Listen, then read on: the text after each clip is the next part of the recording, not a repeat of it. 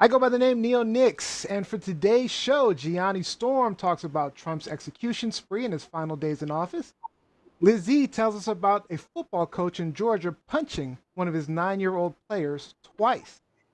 Robbie shares that sobering fact that we're having more deaths daily from COVID than the 9/11 attack. And I'll be talking about Trump's life saving COVID cocktail, only available to the likes of Rudy Giuliani and the wealthy. All right, and we're just going to start out with our quick fire question.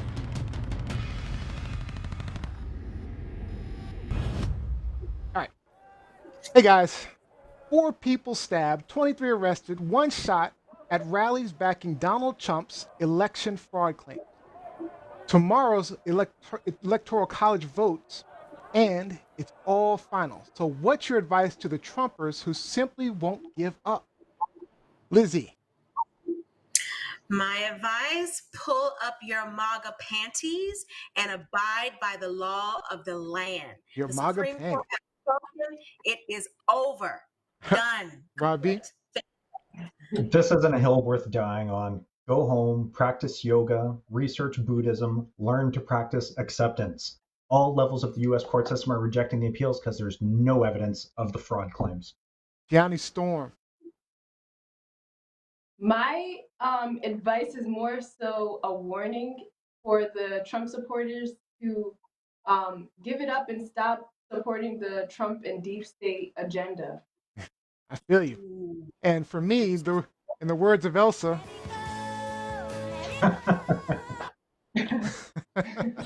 let it go, guys. Let it go. Classic.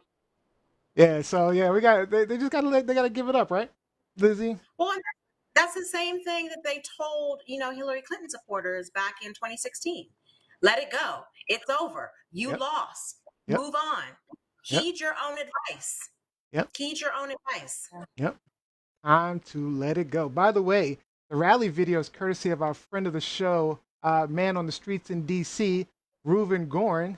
Make sure you check out his Facebook blog. It's titled 2020 DC Pandemic and Protest. All right, so let me introduce you to my co-hosts, our professor, writer, editor, journalist, just down the street from all those protests, Liz E. Enders. Happy Sunday, fun day, everyone. Thanks for joining us.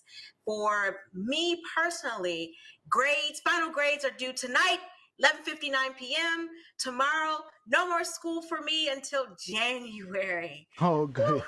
You get a break. So what's in the cocktail today, Lizzie? What's in the cocktail?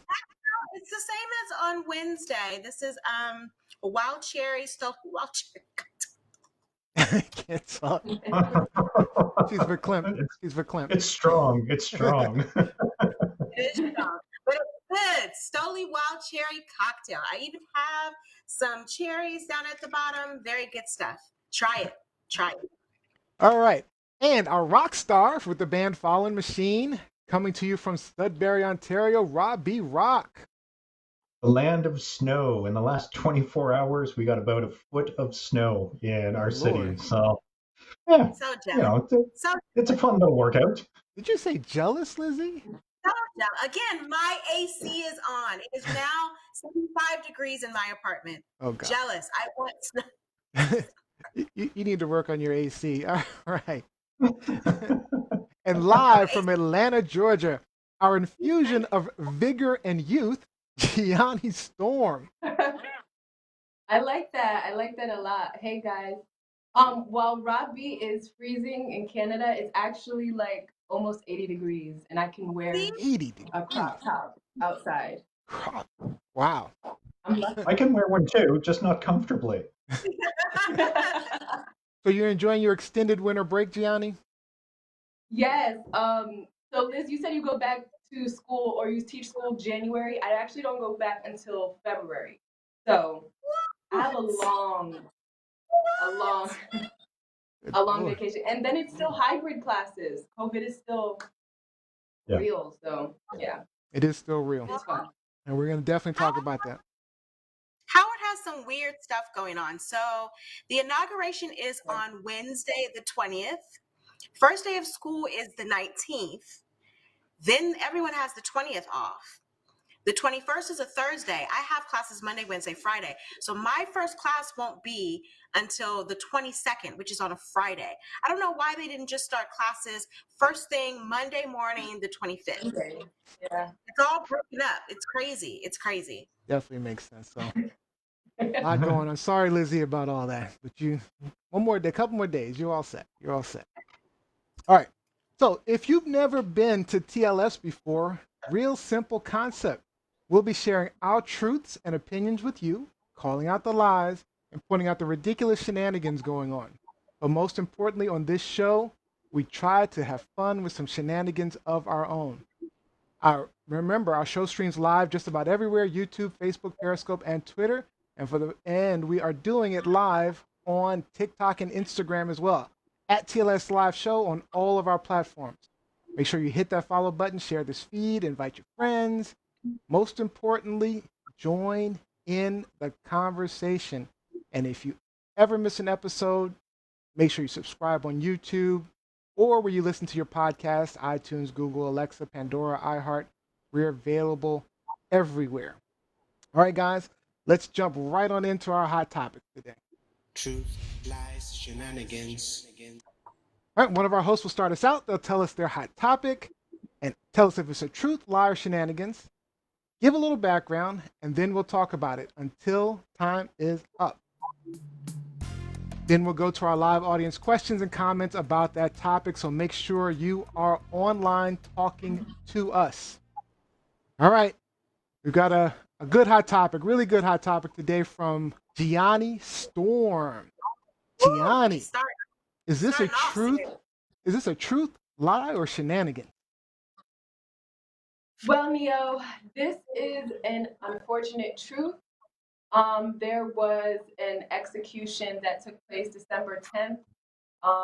The convicted was Brandon Bernard, who was executed in federal prison he was charged in connection with the slayings of Todd and Stacy Bagley, who were two youth ministers that were carjacked, abducted, and unfortunately shot to death in 1999 at the Fort Hood Military Reservation in Central Texas. So a group of gang members, this is a little bit backstory of the situation, but a group of gang members got a ride from Todd Bagley, then pointed a gun at his head and forced him and Stacy into the trunk of their car. After hours of driving to rob the couple, the ringleader, his name was Christopher Villalba, shot the couple, killing Todd and knocking Stacy unconscious. Then Bernard, who was just executed, lit the car on fire. Now, decades later, the gunman Christopher Villalba was executed actually this year as well in September, while the other co-defendants, they were given lesser sentence. Bernard was the youngest person in the United States to receive a death sentence in nearly 70 years for a crime committed when he was actually a teenager. So yeah, this case has actually received a lot of public and media attention and support. Some of you may have remembered this story from Kim Kardashian. If you follow celebrity and trends, things like that, she actually supported Bernard in the hopes of his freedom. So petitioned on his behalf, as well as really well-known politicians and co-defenders and ex-prosecutors. So Brandon Bernard actually, his last words to the Bagley family were, "I'm sorry, I wish I could take it all back, but I can't. That's the only words that I can say that completely capture how I feel now and how I felt that day." So soon after that, the victim's family thanked Trump and the federal government for carrying out the sentence in their statement. So I know that was a lot to unpack, but basically during the long-awaited during the long-awaited presidency, the feds have carried out 9 executions since this July, after going 17 years without any federal execution. So my question to the panel is, how do you feel about federal executions or capital punishment today? And then what do you make of maybe why all of these executions now? Like, why now during this Trump administration, you know, in this short period of time after not having so many in 17 years? All right. Yeah. Let's start out with Robbie Rock on this one. Robbie Rock. Interesting topic because capital punishment in Canada is a thing of the past. The last execution in Canada was a double hanging in December of 1962. And then the death penalty was de facto abolished in January of 1963 and de jure in September of 1999. That being said, I think that there are certain instances where capital punishment is the prescribed punishment. If there is, if it's absolutely beyond a shadow of a doubt, my personal feelings, if you are harming children, then that's just completely inexcusable in our society. But providing that certain guidelines or certain standards have been met, I think that it's warranted because I don't feel that I should be paying as a taxpayer for somebody's well-being and upkeep if there is no hope of rehabilitation, if this is just a broken individual. So if I'm clear, I just want to make sure I'm clear, I'm understanding you correctly. You are for the death penalty. In certain instances. Third sense, okay. In certain instances, and in other times, depending on what the crime actually was, incarceration with the hopes of rehabilitation for sure, but don't seem to have a pretty good track record with making people better in jail. You have a pretty good track record of making harder criminals. All right, let's move on to Lizzie Enders. Lizzie, what do you think about this? So I kind of agree with Rob. In theory, I am 100% in favor of the death penalty. 100%. I believe 100. I said in theory. Let me finish. Okay. In theory, I am 100% in favor of the death penalty. I feel in a perfect world, one, there would be no murder. But if we had a perfect justice system, we would be able to apply the death penalty appropriately so that there isn't a racist undertone in who is being executed, or there isn't a mentally ill undertone in who is being executed. So if we had a perfect system, I would be all for it. As someone who has been a victim of abuse, as someone who has had friends who have been victims of murder, I do not feel sorry for those who have done the crime to be executed. Giuliani talked about Brandon Bernard, who was executed on Thursday for crimes that he committed as an 18-year-old in 1999, resulting in the death of 2 people. The very next day, truck driver Alfred Bourgeois was executed for the 2002 rape, torture, and murder of his 2-year-old daughter. So again, there are instances where I believe it is appropriate. On the other hand, I don't think that we have a government, we have a justice system that is able to apply it appropriately and fairly. And so that is why I think that there should be a moratorium on all executions in this country until we clean up our justice system. Like, we can't say on one hand defund the police buy that and act like everything is, square with the police departments and the testimony that they give in certain cases and the way judges apply these sentences. Yeah. But at the same time, I really don't feel bad for Brandon Bernard. I don't feel bad for Alfred Bourgeois. In fact, the family of Alfred Bourgeois' daughter, who again was 2 years old when she was murdered, they were thankful that he was finally executed. They thought that it should not have taken this long. And I got to tell you, and I'm not talking about my mother here because, my mother obviously didn't kill me, but as someone else, in my family who abused me when I was younger, if I had the opportunity to give a victim impact statement, if he were on trial today, and I had the opportunity to give a victim impact statement, you best believe I would be calling for his execution. And I would want it to be public and on television. I think a lot of times we get too caught up in, oh, it's too barbaric, as something Mike Winter just put in his comment. But we forget about how barbaric the initial crime was. And again, I'm talking about in a perfect situation where we can prove 100% that this particular criminal suspect committed the crime. But is that possible to prove 100%? In my case, it was. I don't know about anybody else's case, but in my case, it was. In some cases, it is possible to prove 100% when you have DNA evidence, when you have video evidence, when you have witness testimony. But again, I don't trust the justice system. Right. So I do believe we should have a stay on all executions, but I'm not a bleeding heart for these criminals at all. Yeah. And I do think it is a testimony to Trump being a hypocrite, to Trump playing up to his fan base, in that he is all of a sudden trying to execute all of these black men, because I think the majority of I think all of the 4 out of 5. 4 out of 5. 4 out of 5 that are up for execution before he leaves office in January are black. Yes. So then it begs a question, because he's been boasting for the past couple of months, I've done more for black people than anybody else since Lincoln. Well, you probably now have killed more black people under the federal justice system than anybody since. I don't know about that one. I'm sure we can go back to as a president. I don't know if you saw my my background last show, but presidents did order hangings back in the day. So I don't know. Well, but I get what you're saying. I'll take it back. Those particular presidents weren't standing in front of the public, the American public, trying to feed us that they've been the savior for Black Americans in this country. Oh well, Lincoln did kill a lot of Native Americans, but we won't go into that right now. But yeah, we talk about black folks. I know. I'm just saying. People of color.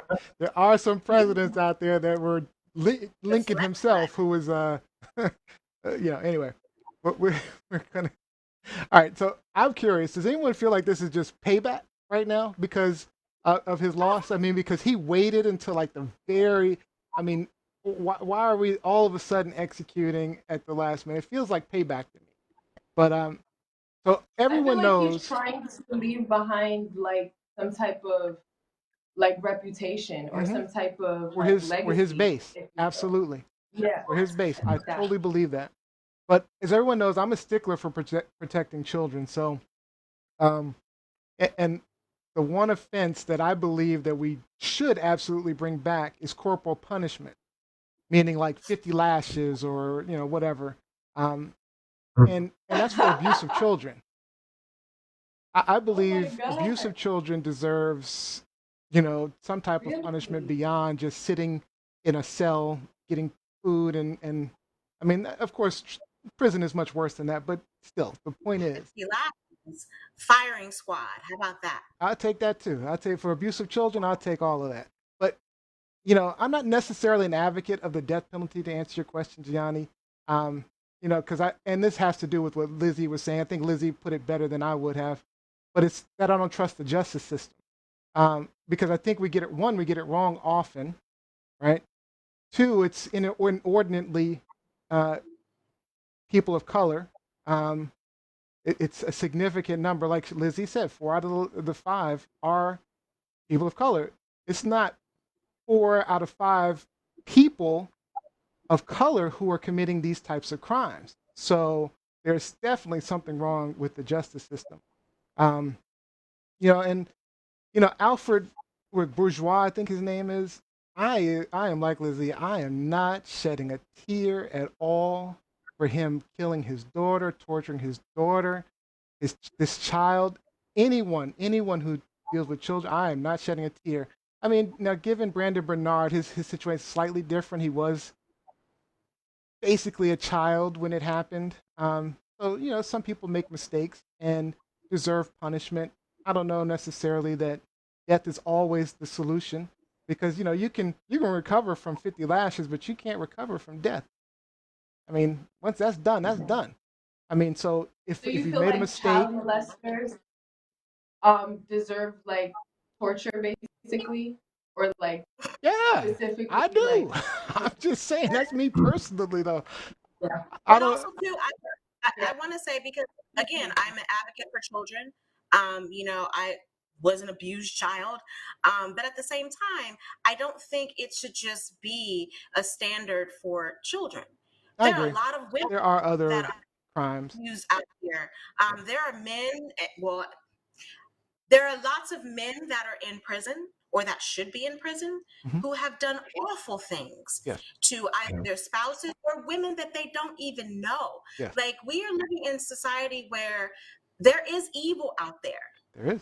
And I think a lot of times, as liberals, we want to kind of pretend that it doesn't exist, or that there are some mitigating circumstances that we can excuse because of certain evil. But I challenge everyone, at least this week, to watch Discovery ID, Investigative Discovery, on cable for like 2 hours. And look at some of the shows about, these are all killer shows, Hmm. all about people who are killing their spouses, killing neighbors, raping them. Lot of It's horrible, crazy. nasty people. Yeah, There's a lot of evil out here. And there is. if again, if we had a system that we trusted, that we knew we had faith in, that we knew where the police were Yeah. trustworthy, then maybe this would work.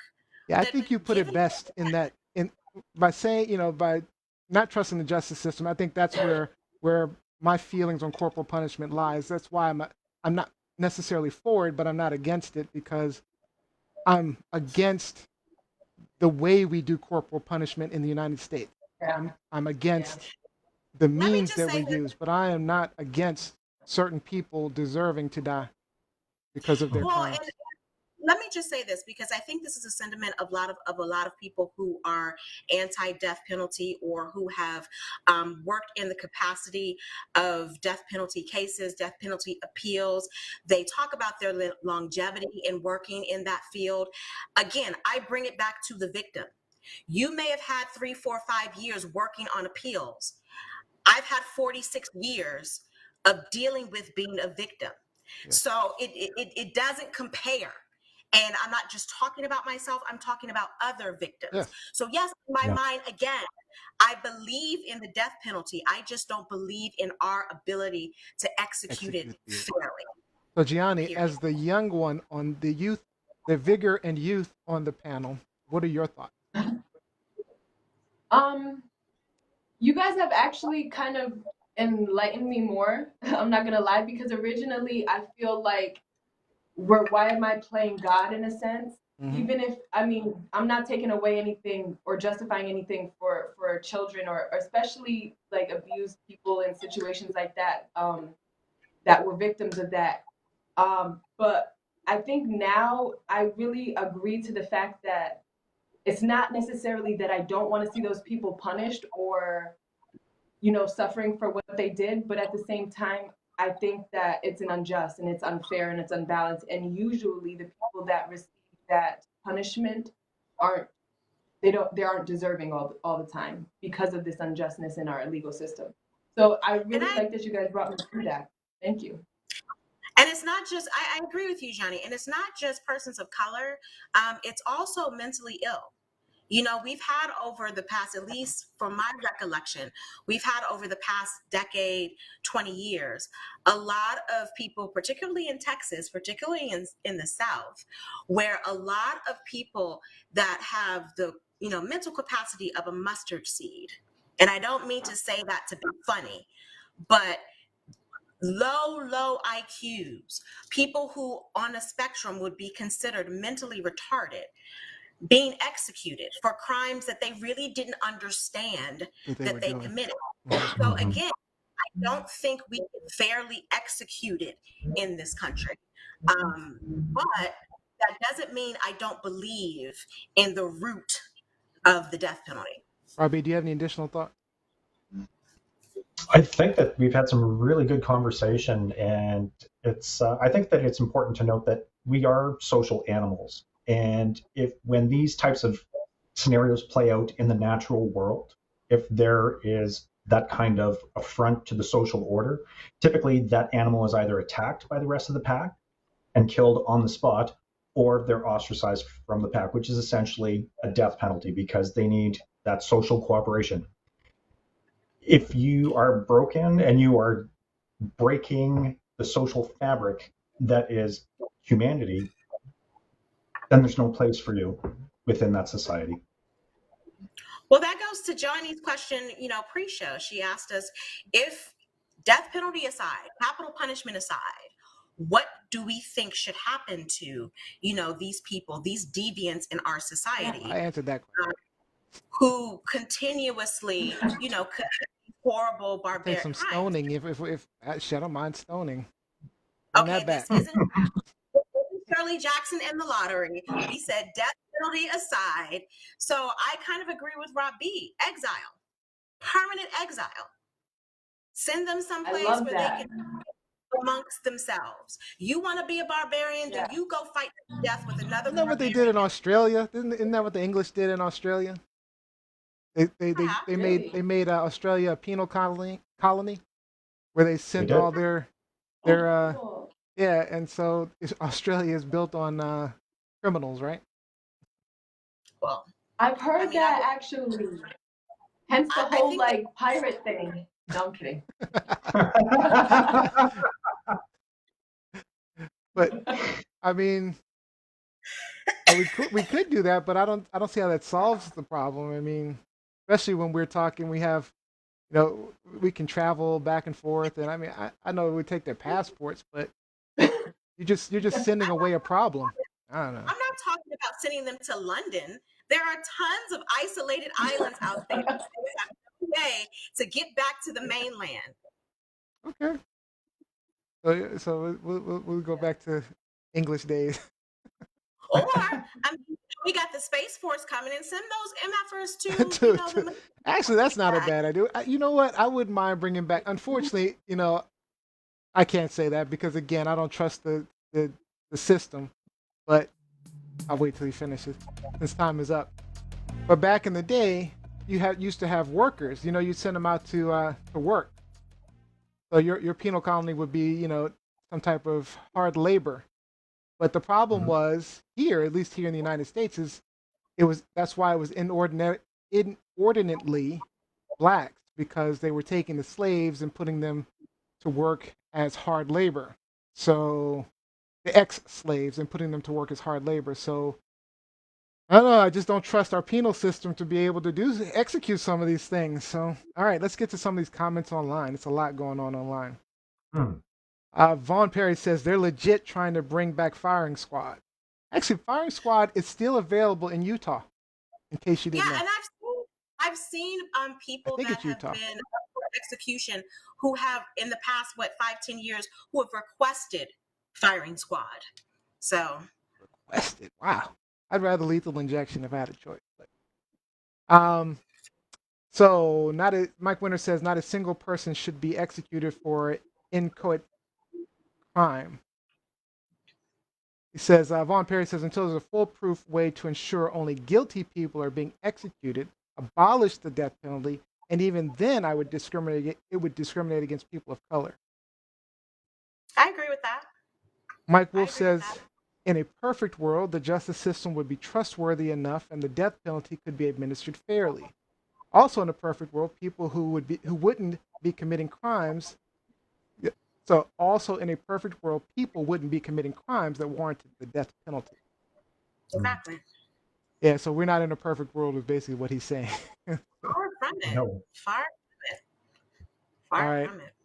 Yes, they had penal colonies. That's from Jacqueline Robinson. And Reuven says that's how supervillains and henchmen get made. Listen, I just watched The Dark Knight Rises again for like the 1,000th time the other night. And I mean, we all know that Bane should have been executed years ago. So come on. Good old Bane.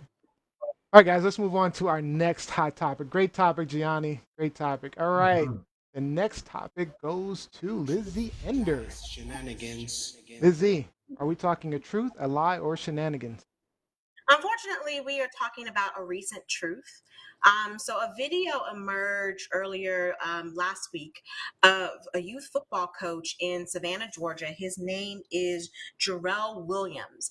And so he teaches basically Pee Wee football, ages 9 and under.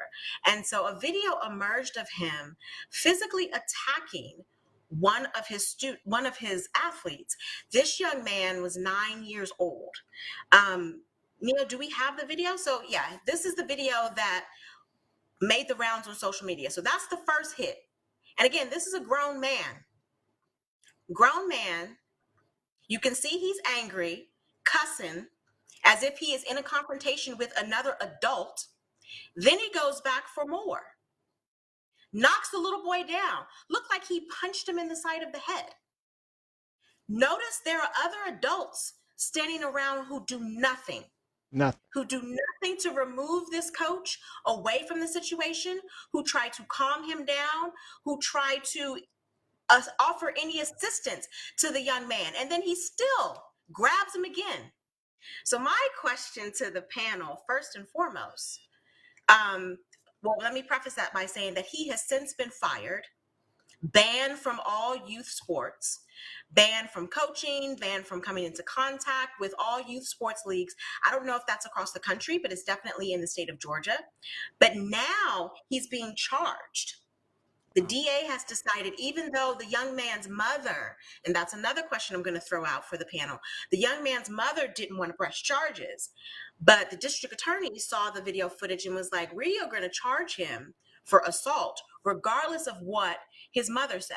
So my question to you, to the panel, one, what do you think is going on in youth sports? Is this the norm? Do you really think this is the norm? And if so, why? I don't know. Let's start out with Rob B. If this I didn't really catch if this was a house league or if this was a competitive league. I know in competitive leagues things get a little bit crazy. There's unrealistic pressure that's put on the children, the coaches, by the parents who think that their kid is going to be the next superstar.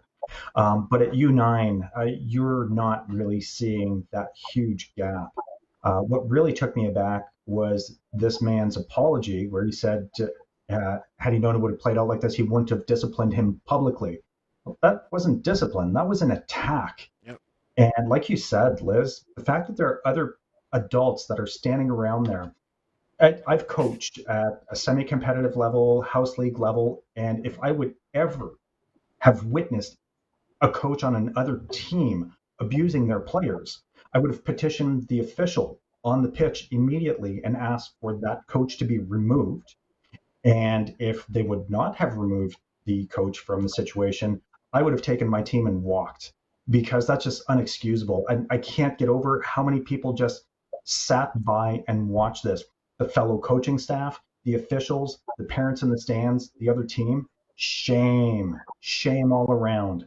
So the league got it right by dropping a lifetime ban on this chump, and the law got it right where the parents really dropped the ball. Because you're right, Liz, they should have been the ones who are pressing charges, but the sheriff's office and the DA just said, you know what, no, this is child abuse and we're going with it.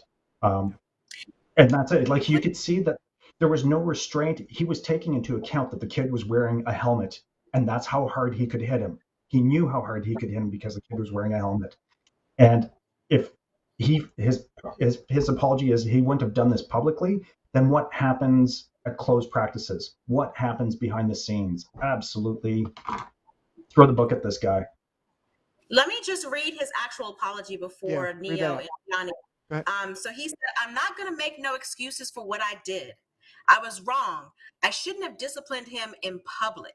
There's no excuse for my actions. He forgave me and his parents have forgiven me, so nobody else should be bashing me. That doesn't sound like the least bit of contrition on his part. What do you guys think? Yeah, so well, it looks like Gianni's frozen. So you know how I feel about kids. I mean, I just talked about it. So when I saw this, I was angry. I was pissed. You know, I just hate to see that. And the way I just have to show it again. So the way he comes up on the kid, you know, I mean, but it was his body language and everything. Like, this is normal for him. This is not an unusual thing. This is the norm for him. This is what he does. This is probably what he does in his and like you said about the um uh his apology. He said, "Oh, I shouldn't have done it on the field. I should have done it in private." I mean, this is not something you should be doing at all. And he said something about, "I'm a man. I'm going to own up to it." This is not a man. This is a No. punk ass. I mean, he's just. I mean, this is ridiculous. So, I mean, we saw a bunch of tweets from. I know you sent me these, Lizzie. So we saw tweets from LeBron James, where he Oh yeah. says, "Ain't no way he couldn't be my kid. Hell, if it was."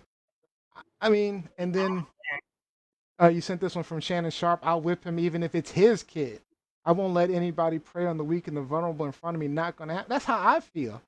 I mean, there's Yep. no way I could stand there and watch that happening and not do something about it. Even if I had to go to the refs or I would have done something. Even if I was sitting in the stands, I wouldn't just gone out there and started a fight with the dude, but I would have done something to resolve that situation because there's no way that that's happening to my kid, anybody's kid.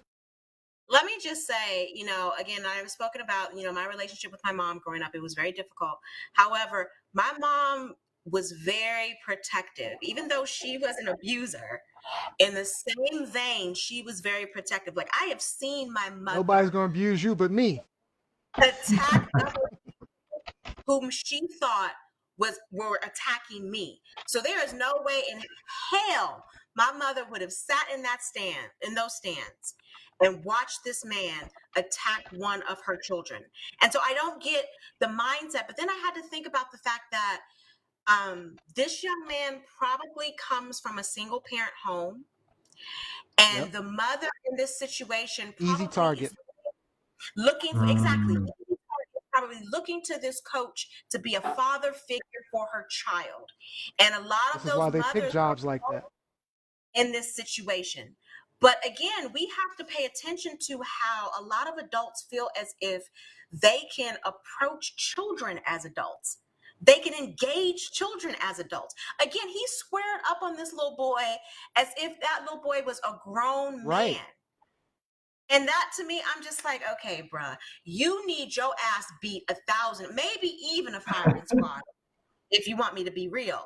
But that is mm, totally unacceptable. And these are people that we are giving the responsibility of teaching our children, training our children, guiding our children. Yep. And yet they betray your children. They betray you by putting their hands being this physical with them. Again, this is Johnny? why they pick jobs like that. Gianni, what are your thoughts?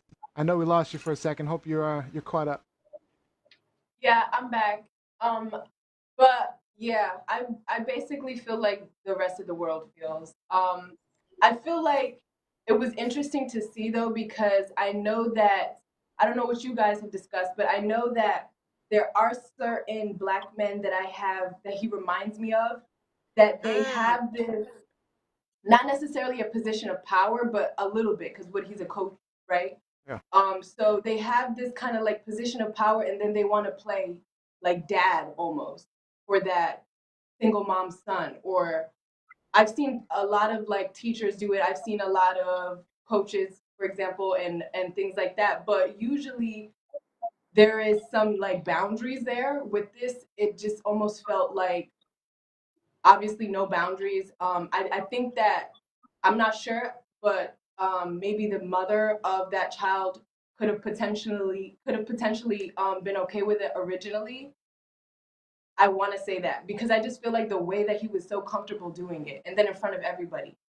So it just gives me That wouldn't like be he may have surprising. even known the mother. Yeah, he may have known the mother I mean, previously. single It may have been mothers something. probably are looking for someone to, and you put them into football, you put them into youth leagues, Yeah, hoping to find people to kind of teach your children to be men or guidance. women Yeah, exactly. or, because you're not able to, you know? So, yep, I could definitely see that. I mm. could definitely see that. Any other thoughts before we close this out? him I like what up. you Lock him up. I like Lock what him you said, up. Neil. These coaches are put in a position of power. They're meant to be mentors. And when you take on that position of leadership, you have to acknowledge that you're not just there to teach the game. You are a role model. You are coaching life skills. You're teaching these kids the value of competition, of honest competition, how to lose gracefully. I don't know that Trump's basketball coaches taught him that, but you need to be able to lose gracefully. There's honor in winning, and you can lose honorably as well. And And then we these are wonder just why our football players grow up and start beating on their wives. Mm-hmm. mm, So, I feel like Neo about to preach up on this Sunday fun day. all right, there's a bunch of comments online. We have Jose. How many more kids will come forward now? Mike Wolf says in an article, in a news article, he apologized, saying he shouldn't have disciplined him. I should have waited till he gotten home or whatever, gotten back, and so he says he needs to go to jail. Um, it's Ron Perry says it's not the norm. However, there's certainly inappropriate language used. Roka says, "Make no excuses." That was his quote in his apology. Is he one of those people that don't deserve punishment for lack of education? Oh, because it was double negative. I ain't gonna make no excuses or whatever he said. right? He's Yeah. calling out the double negative. Good job. All right, there was let's see. I agree with Vaughn. This is from Jacqueline Robinson. This woman probably is in a relationship with this guy. And see, and I responded to that comment like that very well could be the case. But let's not pretend that this type of situation where you have single mothers with no father figure in the home, in their kids' lives, do not seek out that type of leadership from an adult male in the form of programs, in the form of sports. They're looking to get some direction for their male child that they feel they can't give them themselves. And a lot of times they err on the side of what that particular leader says, to their detriment.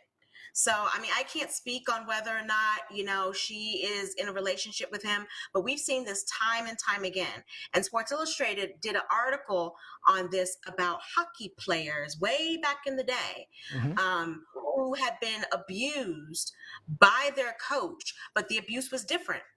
It was sexual abuse. And the kids on the team that he preyed on did not have fathers in the home. They are the most vulnerable in situations like this. Absolutely. All right, let's move on to our next hot topic. That one is Boom, going to be boom, boom, mine. boom. Truth, lies, shenanigans. All right, this one's mine. So, a total of 108 doses of Regeneron's monoclonal antibody cocktail have been allocated to Washington, D.C. Did you know that? There's 108 doses for all of Washington, D.C. Now, Washington, D.C. had 265 new corona cases on Wednesday alone. We're seeing 3,000 people dying every day.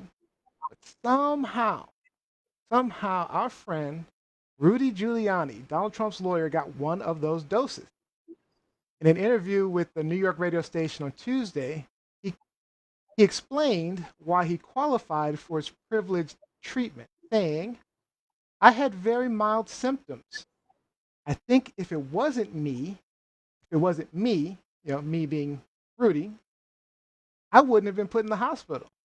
Sometimes when you're a celebrity, they're worried if something happens to you, they're going to examine it more carefully and do everything right." In addition, the president's personal physician was directly involved in his care. So, a couple of shows ago, when Lizzie announced that the breaking news, I said that there was no question Giuliani would be getting this treatment. Yeah. Now, it's hard to make this Regeneron treatment, and they're actually unable to keep up with the demand. So, right now, my question to you guys is this going to be the rich and famous treatment? Is this just going to the rich and the famous and the powerful?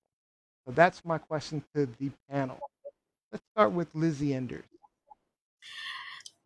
It's going to the rich and the famous and the powerful, and then they have their token in there because Your token. um, Ben Carson got the sale, but Herman Cain didn't. Okay. So, you got to make it look good for, aesthetic purposes or what have you. But of course, like, this cocktail isn't being offered to anybody outside of his circle. And it's crazy to me that they don't even have the presence of mind to deny that it's only going to them. That's the level of hubris that we have with these people. They are in your face acknowledging that, yeah, we got something good going on that's going to protect us. That's why they can continuously, go out here and say, oh, it's a hoax. We're not going to wear masks. We have amazing recovery times. Like, at one point, Trump said that my poor boy Barron Trump, who still needs to be saved, but he said Barron recovered. He said Barron recovered in 15 minutes. What? He said Barron recovered in 15 minutes. And in the words of Kanye, I want to say, how, Sway? How, Sway? Like, come on, people are dying, 3,000 people a day, and your 14-year-old son recovered in 15 minutes? Did you give him 3 doses of the cocktail? Like, how did that work? Robbie Rock. I think that Rudy is confusing celebrity with notoriety. He's not a celebrity by any stretch of the imagination, but he's absolutely notorious at this point. When I read this, to me, I guess it's good to have friends in powerful places. Keep your friends close, your enemies even closer. Giuliani has a lot of dirt on that family with the counsel that he's been providing, and he is absolutely willing to take a bullet for them. So it doesn't surprise me that he received the preferential treatment because this is a man who's willing to die on Trump's sword. We've seen that because I guess the paycheck is there, or he figures there's going to be some long-term payoff. But no, it doesn't surprise me one bit that someone from the inner circle got the special cocktail. I'm hoping that in a month and a week that narrative will change. But yeah, right now I think it's pardons for his friends, executions for those that will placate his voter base or make them happy. It's all. I'm sorry. Just the thought just hit me. It's like the whole execution thing. It's almost like a public hanging. Like they used to do back in the day. Like you said, to placate his base. It's almost like those public hangings. I'm sorry. I digressed. I apologize. Finish your thought. It's okay. The role is gone. That's awesome. But yeah, no. At the end of the day, it doesn't surprise me that it's the inner circle that's getting this Regeneron treatment, and hopefully it won't be the case because if it is more difficult to produce, hopefully it will be deemed for the frontline healthcare workers that these are the people who should be getting it if they contract the virus because they're the ones that we need to keep up and running. We need to maintain that infrastructure to just try to stay on top of this complete fiasco. Yep. Lizzie? Could you say that again, Robbie, for the people in the back? Like, we have all of these frontline healthcare workers who are suffering, some of them who have died because of this virus. There's a doctor recently that died. Instead, you are giving this cocktail to your boys, to your friends in your circle, versus the people who can actually help the citizens of the United States of America. Like, what good is Rudy Giuliani to the rest of us? None. And I'm not saying that to advocate for his death, but why should he be at the top of the list for a cocktail that's going to all of a sudden make him better, cure him of this virus, versus people like Yolanda Evon, who we had on the show on Wednesday, who has been in the trenches, who is a frontline nurse. Like, why wouldn't they be the first to get something like this? By the way, it's really Yolanda Evon sent me a message saying that she's in line to get the vaccine because they're requiring it for a job. That she's definitely going to be getting it. So she might come. Oh, good. She said she'd be willing to come back and talk to us about the experience of getting the vaccine. Oh, that's wonderful. Remember, her family member said, "You get it first, and then we'll wait to see what happens with you before we get it. All right, this is my thoughts. So I see we have Gianni's frozen again. So um, the problem I see is with 3,000 deaths a day, it's hard to make this treatment not available to everyone. It's just not possible. But keep in mind, the vaccine is not a cure-all, right? It's not going to suddenly No disappear. vaccine is. Right? People think we get this vaccine and everything is going to be better. All it does is help reduce the number that get infected, so that allows people to then focus on treatment of the smaller groups of people who are really sick. So at some point, the number of Regeneron treatments produced, hopefully, will be enough to handle the number of people with serious or deadly symptoms, right? So that's the goal. But my problem is the fact that he said I had very mild symptoms. That's the part that's pissing me off. When people are sitting on their deathbed, like you said, we have healthcare workers on the front lines. We have people literally about to just simply die. And he had mild symptoms. He didn't need it. And he only got it because, as he said, he's a celebrity. I mean, I can't reiterate how thrilled I am to see Trump leaving office, because they simply do not care about anyone else but themselves. They don't. I am so through with this administration and the people in this administration. I am so happy to see them go. Yanni Storm, But look like you're back. can I just say one thing very quickly as it Go ahead. relates? He never mentioned that Melania got the cocktail. He never hyped that up. And we know Melania said, her people came out and said she had a bad go of it for like a week or so. And he never hyped it up that, He probably didn't give it to her. Give it to her. Didn't give it to her. Didn't give it to her. Gianni, you got like 30 seconds. Okay, I was ready for this topic. Why do they get magic juice and the world has to get a shot? What's happening? Did you guys answer that question? Why are they literally? I know that there's some elites that have certain privileges, but if you know the world population is dying off, that's how I know that there's like maybe a hidden agenda. But that's my own conspiracy. But yeah, I have like 7 seconds. I have to throw it all out there. No, I mean it's for the elite. I mean, one, it's very expensive to make. It's very time consuming to make, and there are just a limited number of doses. So, as rich people, elite people tend to do, they hoard it for themselves so that everyone else can just die off. 3,000 people a day, and as long as I live, that's all they really care about. Well, Jacqueline Robinson made a comment. Chris Christie didn't even get that treatment, probably because he prosecuted Jared Bad. But also, if you notice, Chris Christie has been, since he's recovered from COVID, minus the cocktail, he's been speaking out against Trump. He's been speaking out against the White House and their failure to concede. So there's some tension. There's some tension going on there. Yeah. All right. Let me get some comments online. Let's see. I saw. Yeah, Chris Christie didn't get it. Oh yeah, this is another good point that we have to make sure we make. Mike Wolf says it's very expensive because of the aborted fetuses they use. All these right to lifers, right? The Republicans are all right to life, but they used aborted fetuses to test for this product. I mean, for this treatment. So, I mean, they didn't use it in the making of it, but they used it for testing. So they definitely used aborted fetuses. So these right to lifers, yeah. Mm-hmm. Yeah, they got y'all duped. Yeah. They got you duped.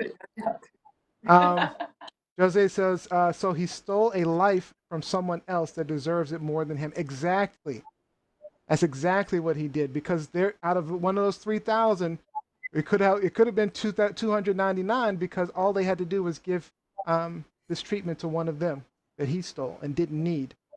Vaughn Perry says the sad thing is no one is even surprised at these shenanigans anymore. No, they aren't. Great use of the word shenanigans, though.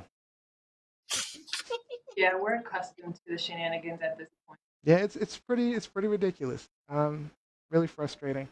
He just needs to go. Oh yeah, and then Jacqueline Robinson's. I love this question. So he's a celebrity. What a vile creature. Yeah, an infamous celebrity is what he is. Because he's probably on OnlyFans now. Because, OnlyFans he got celebrity. he got footage of hands in his pants, fixing his shirt. Yeah, right. All right, Robbie. Let's get on to our next hot topic, Robbie. Truth, lies, shenanigans. Robbie, are we talking truth, lie, or shenanigans? We're talking a very sobering truth, and it's been alluded to a couple of times throughout the discussion this afternoon. So just to share some numbers real quick, there were just over 2,400 Americans who died in the Japanese attack on Pearl Harbor, and there were 2,977 killed in New York, New York City, Washington, outside Shank, and on September 11th. And this past Wednesday, 3,124 Americans died of COVID-19 in the U.S. On It should have been Thursday, we saw 3,123. right. Giuliani. So it's just mind blowing at this point that the daily death toll is now greater than the death toll during 9/11. That It's like is 9/11 every sobering. day. Exactly. But this has been caused domestically by botched policy and by refusing to buy into science and listening to the moneymakers. So at this point, I mean, how much more do the anti-maskers need in order to flip the narrative to make them COVID believers? And there was so much outrage and dismay when 9/11 took place by every patriot in America, and the outrage was worldwide. So where's the ultra-right's outrage at the presidency for completely fumbling this and killing 3,000 Americans a day?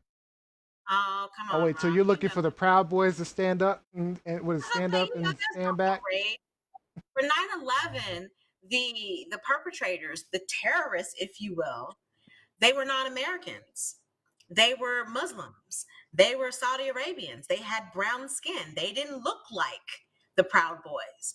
Now, the Proud Boys and people of that ilk, Trump's followers, they do not want to acknowledge that they've been duped by their massa.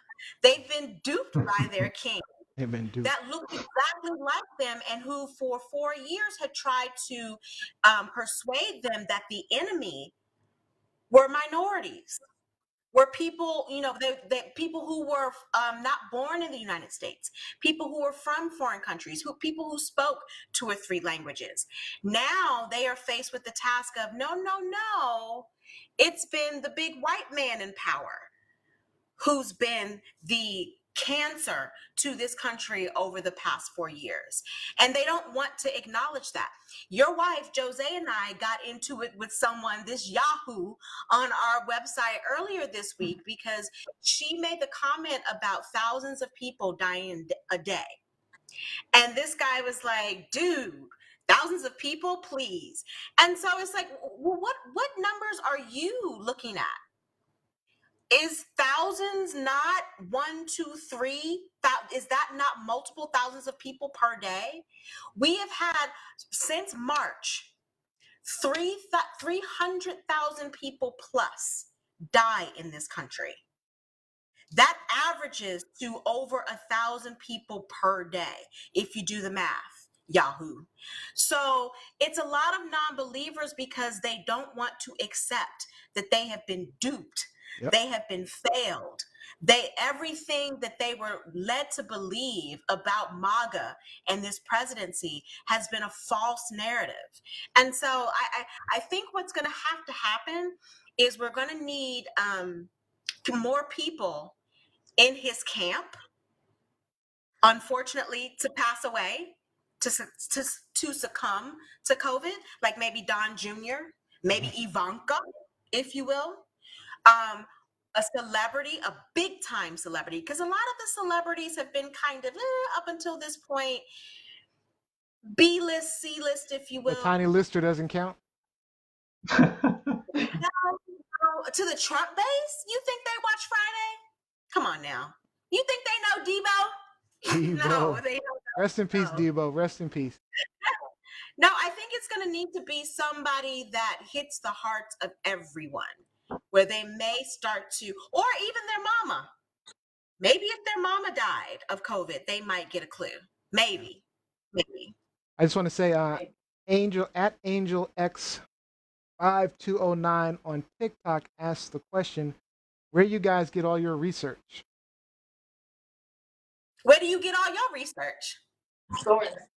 Dude. All right, Gianni, your thoughts. Don't get me. I feel like I got time today. Where do you get your research? I'm curious. I mean, I would get my research. I honestly No, don't not that trust question. internet. The topic. I'm sorry. Oh, Don't worry about okay, her question. okay. I was just, I just threw that out there. I was gonna say, piggybacking off of you, Liz, what you said about how they're non-believers, like the Trump supporters. There's that, and then there's also like, I would say millennial and kind of like conspiracy people that think like, the government's after me, which partly there can be some truth that can be extracted out of that, but I just feel like for the most part there's like huge conspiracy young people that don't want to take the vaccine and don't believe in COVID and the practices and stuff like that. So that's why the spike, hence the spike. But yeah, those are my thoughts. Just shedding light on the different type of people that feel different ways. Yeah, I mean, And this. there are a lot of Black people who still don't believe that this is real either. Like I've been fussing them down all week as well. There's a So bunch. It's true. it runs the gamut. It runs It the is gamut. frustrating. I mean, I get a lot of the Black people's concerns, given the history of America and experimentation on people of color. Mhm. But with that being said, we are in a different century, so we're more informed, so we can make better informed decisions than back in the 50s and 60s. So, with that being said, I this all whittles down from the top. This is all the administration. We're looking at, there were calls that 9/11, since you brought up 9/11, that Bush's failures to keep up with intelligence during 9/11 was the reason that 9/11 occurred, because his administration wasn't actively investigating intelligence reports and things like that. So technically 9/11 in many people's eyes was George Bush's fault. But this is a totally different thing, because we can literally point to how this is Donald Trump's fault. These crazy numbers that we're seeing, we're almost a year. We're over a year now since COVID was first came on scene. So at some point this should have been better controlled. There are other countries, yes, that have surges, but they still don't have the surges that the U.S. has had. So where does that come from? Where is that coming from? That is coming from the poor administration work that Trump did. I mean, they just did not manage this pandemic. So whose fault is it? I'm going straight to the top, and he needs to take responsibility. And if he doesn't, I'm just giving it to him. Also, 9/11, again, I was in New York City. I lived in New York for 9/11, and it's a topic that is very sensitive to me. And so anytime I come into contact with someone who is talking conspiracy theories, or it was an inside job, or it really didn't happen, I am ready to fight. Again, firing squad for you. That is disrespectful to the 3,000 plus people who died. That is disrespectful for all of the people who lived there and went through it, including myself. And now, as Rob brought up, we are dealing with this number of deaths on a daily basis now. A daily basis now. Yep. Like it's insane. It's Absolutely. insane. It's insane. Absolutely. Let's quickly get to a couple of comments online. We're not going to be able to go through too many of them. Let's see. Mike Wolf says Charlie Pride would like a word with you about his level of celebrity. Kevin Dashman I says, guarantee, not Eric Trump. Nobody cares about Eric. I guarantee you to ask American, the average millennial, the average Trump supporter, who Charlie Pride is. I'm talking about like people where you throw the name out there, like Madonna. If Madonna died of COVID tomorrow, everyone in America would know who that is. Everyone internationally would know who that is. And that's no disrespect to Charlie Pride. Mike Winter But says you know, cognitive dissonance is strong. Yes, 100%. Yeah, he said Proud Boys were at the White House catching and spreading COVID. That's a good point. You know, they were at the White House lying about how they got to the White House first and foremost. They were on their VIP tour. It's secret available meeting in the to White all House. the public. Last minute invitation. Last minute I invitation. know. The Proud Boys get a secret invitation to the White House. During a pandemic. During a pandemic. Ron Perry points out it's 21,000 deaths in 1 week. That's insane. Oh my God. That's almost unbelievable. And we're not Like, if I talking didn't- cases. I don't know if you remember a few months ago when he kept saying, you know, all we're talking about is cases. We're just talking about cases. You know, when Trump was on the news talking about it, we're not talking cases anymore. These are deaths. Yeah. People literally dying. All right. That's it for our hot topics, guys. Great job on hot Great topics topics, today. guys. Great topics, guys. Yeah, we ran over in time. These topics were too great not to run over a little bit. So let's get to our game show. Oh, sure, ready. I'm not ready. Not ready. All right, now I'm ready. Trying to get the cheating. He's getting the cheating. The cheat codes. I got the cheat codes for you. All right. You ready? All right, start. Okay, I'm ready this time. Ready. All right. So this game is called Quick and Dirty. The app will show a subject. I'll tap the button and give you a random letter. Right? You have to then, as quickly as you can, name something on that topic that starts with that letter. All right, so I'm gonna give you an example. Oh, and the best and fastest response, chosen by me, the judge, gets the point. All right, so for example, the topic is terrible music. Terrible music, starting with the letter K. Fast as you can. K-pop. All right, everybody, come on, yell it out, everybody. The best answer. Giuliani. Is there another genre of music that starts with K? Just anything terrible music. Kesha, you can say anything, K. Come on. Oh, there you go. Yeah. Oh. Yeah. Oh, I'm on board with Kesha. Kim Kardashian's husband. Oh, Kanye. I had to think about Kanye. All right, so you get the idea. All right, so we're gonna go through this. All right, so are you guys ready this time? All right, this is for real. This is for real. Ready? Let's go. Sexy occupation, starting with the letter G. Everybody. Gynecologist. Guitar Go-go player. dancer. What'd you say about me? Guitar player. Sexy. Okay. What was your answer, Gianni? Gamer. Gamer. Oh well, Lizzie definitely gets that point. Gynecologist. All right, good job. Nothing Lizzie. sexy about that. You don't want to take your work home. I think you didn't hear Gianni's first answer. I think that was appropriate as well. She said go-go dancer. Oh, did you say go-go dancer? I still like gynecologist Yeah. better. So gynecologist still wins. All right. Place we should invade. Starting with the letter N. Nordstrom. Norway. Nebraska. Darn it. Lizzie gets another. I like Nordstrom's. All right. Lizzie gets another point. Good job. All right. A place that sucks. Starting with the letter F. France? I like France. Place that sucks. Starting with the letter F. If that sucks.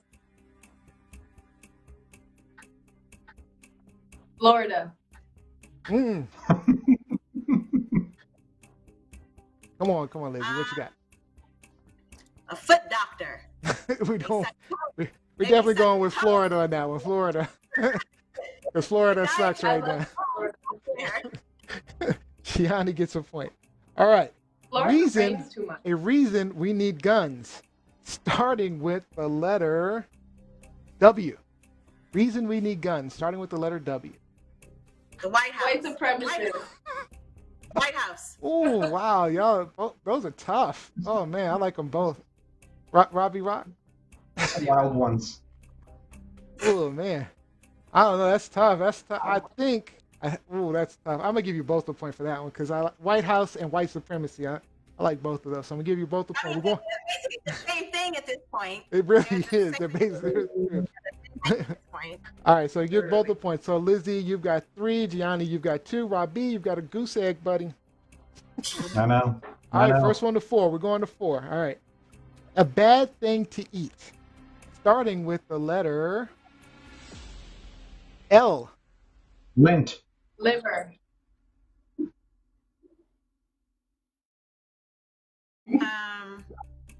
Lice. Ew. Who eats lice? I'm going with lint because it was the fastest. All right. All right. A great place for sex. Starting with the letter D. Downtown. Mike, where did you see that? He's singing SW. Even pointed. We got the point. Just give it Doctor's to him. office. Doctor's office. It's a great place for sex. Doctor's office. What'd you say, Lizzie? Oh, you haven't I got just one. said just Give him the point. Yeah, I was going to give a point to Robbie for that one. He channeled his inner SWV, so it was the extra points that got it for it. All right, so that's 2 points for Rob, 2 points for Gianni, 3 points for Lizzie. All right, things that arouse women. Starting with the letter P. penis. The Penis. I'm sorry, I gotta go out on that. Lizzie wins the game. Lizzie wins the game. I'm sorry, it didn't even matter what anybody else said. I just gotta be honest with you. You could have had a great answer. You had me on speed with the same answer. Penis spelled 2 ways: Penis and IS. I'm sorry. There was no other answer that was going to top that one. I'm sorry, I got to stop laughing. So let me get in some shout outs.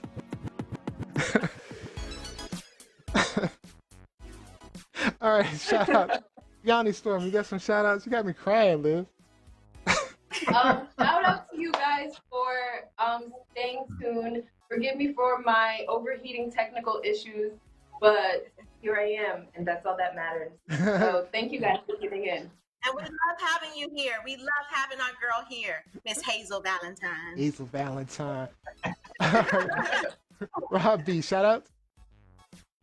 Shout out to Ruben for sending us that footage or providing us with that footage. Thank you so much for being that guy on the street and keep the stories coming. That's absolutely wonderful. Thank you to Jose and Rupka behind the scenes, moderating and helping us produce an amazing show for you, time after time. And Lizzie Enders. Shout out to my Lizzie squad. Hopefully they are watching. I think they are. But we have the McLeans in Minnesota. We have my girl Mel in Portland. We have everybody on Facebook. Love you guys. Thank you for the support. Let's keep it going in the new year. Let's keep it going. And my shout out goes to my TikTokers out there. We jumped to more than 8,000 followers in just a few weeks, and we're still growing. That's all, Gianni. Thank you for your support, guys. Tonight on TikTok, we had a bunch of people come in. I see Angel had the question. Angel 5209 and Ruby Taylor was on as well. So all my TikTokers, shout out to you guys. Thanks for coming on board. All right. So that is all the time we have. This was a really, really fun show. Great topics, a lot of fun with the game. I'd like to thank you all for joining us. We hope that maybe you learned something new, gained a new perspective. or even got some things off your chest. Don't forget, follow, subscribe at TLS Live Show all across social media. And if you missed any part of today's episode, check out our clips online on YouTube and Facebook tomorrow. And share those out. And don't forget to subscribe to the audio version of the podcast on iTunes, Spotify, Google, Alexa. Just search Truth, Lies, Shenanigans. I had a really fun time. I hope you did too. The next live show is Wednesday, 8 p.m. Eastern Time, 5 p.m. Pacific. And our winner, our absolute winner for tonight's show was Lizzie Enders. So Lizzie Enders, you get the final thought for the show.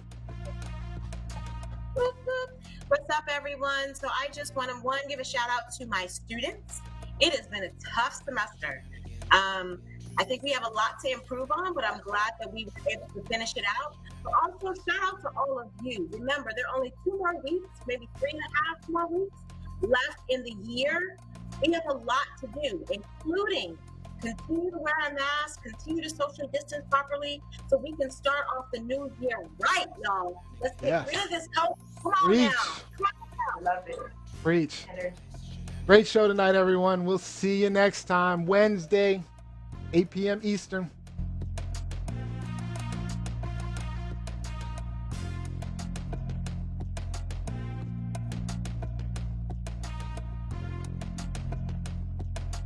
Truth, lies, shenanigans.